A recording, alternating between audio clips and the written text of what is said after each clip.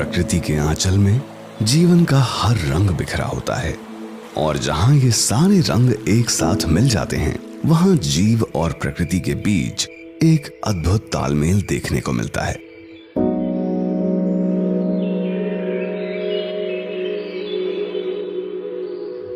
Pawalgarh conservation reserve ने जीव और प्रकृति के इसी अनोखे रिश्ते को अपने आंगन में सहेज कर रखा है।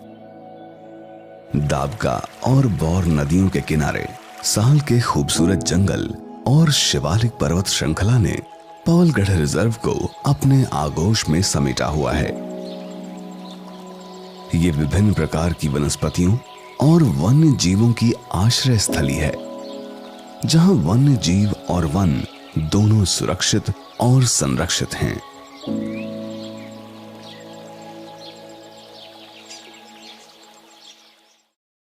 पवलगढ़ कंजर्वेशन रिजर्व उत्तराखंड राज्य के नैनीताल जनपद में स्थित है। इसे अपना नाम नैनीताल की तलहटी में स्थित पवलगढ़ गांव से मिला है। इस जगह ने लोगों का ध्यान अपनी तरफ तब आकर्षित किया जब 1944 में जिम कॉर्बेट की प्रसिद्ध किताब मैन ईटर्स ऑफ कुमाऊं प्रकाशित हुई। इस किताब की एक कहानी बैचलर ऑफ पवलगढ़ में इस जगह का बड़े ही बेहतरीन ढंग से जिक्र किया गया था। इस रिजर्व के बारे में सबसे कमाल की बात है यहां मौजूद जैव विविधता।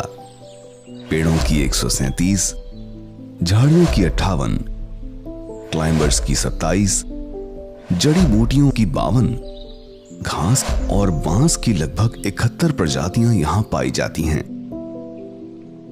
तितलियों की अनगिनत प्रजातियां यहां अपने रंग बिखेरती हैं। स्तनधारी जीवों की 32 और पक्षियों की 365 प्रजातियां इस रिजर्व में स्वच्छंद विचरण करती हैं। इस क्षेत्र में जैव विविधता का एक प्रमुख कारण यहां मौजूद भरपूर पानी के स्रोत और दूर दूर तक फैले ग्रासलैंड हैं, जो वन्य जीवों के आहार और विहार दोनों ही दृष्टि से अनुकूल हैं। पक्षियों की विभिन्न प्रजातियों के कारण पवलगढ़ रिजर्व बर्ड वॉचिंग के लिए वर्ल्ड मैप पर अपनी एक खास जगह रखता है।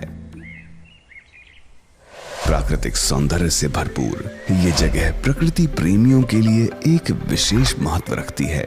यहाँ आने वाले पर्यटकों के लिए एक सफारी जोन बनाया गया है, जिसका प्रवेश द्वार टेढ़ा एवं पवलगढ़ में है।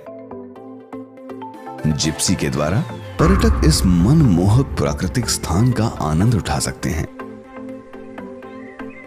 पर्यटकों के आवागमन से इस रिजर्व के आसपास के क्षेत्रों में रोजगार के नए अवसर सृजित हुए हैं, जिसकी वजह से न केवल स्थानीय लोगों को रोजगार प्राप्त हुआ है, बल्कि उत्तराखंड सरकार को पर्यटन से प्राप्त होने वाली आय में भी वृद्धि हुई है।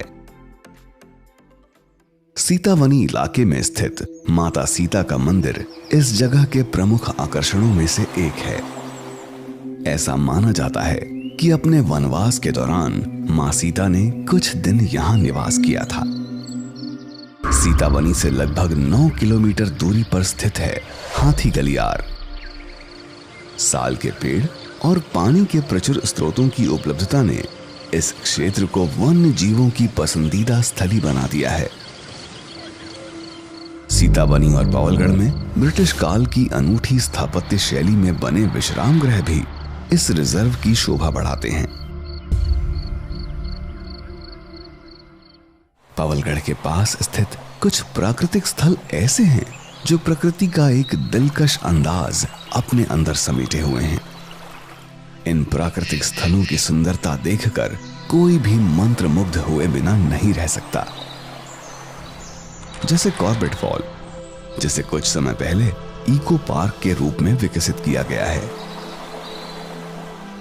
बरगद के पेड़ की आकृति में बनाया गया भव्य गेट इस जगह की सुंदरता में 4 चांद लगा देता है। इसी तरह हल्द्वानी से रामनगर के रास्ते में पड़ने वाले गांव चूना खान के प्राकृतिक सौंदर्य को शब्दों में बयान नहीं किया जा सकता।